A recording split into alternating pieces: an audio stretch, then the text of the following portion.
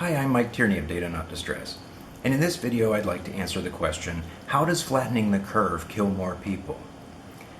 The very recommendation of flattening the curve for a mutating airborne disease represents a complete misunderstanding of the underlying disease and how we've made cold and flu less deadly every year for our last 2 million years upright.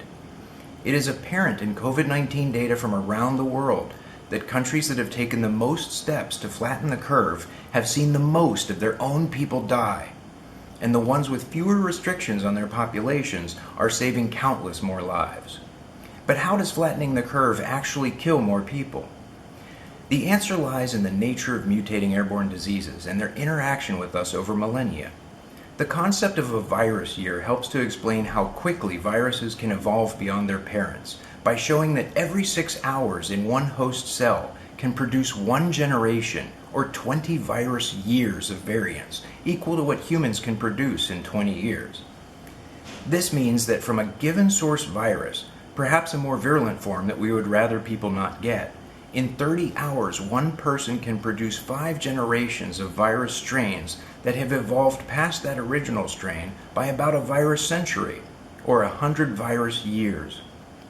When one person spreads it to another, the virus is then picking up in the new person where it left off in the other person, with a version spreading that has already evolved a virus century from the source. What then happens at group events is that different combinations of exposure in different people lead to chains of evolution that can rapidly lead to strains that are virus millennia or thousands of virus years beyond the variant we were concerned about. Individuals get exposure to viruses already evolved hundreds, if not thousands, of virus years from the source and can miss out on exposure to anything earlier or in between.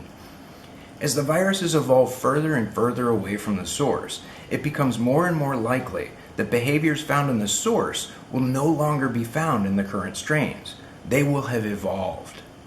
When you flatten the curve, or try to avoid spreading the virus, what happens is that everyone eventually encounters a variant of the source virus that is minimally evolved, perhaps just a few virus centuries from the source, which would be a strain that would still have a substantial amount of the same behaviors as the original.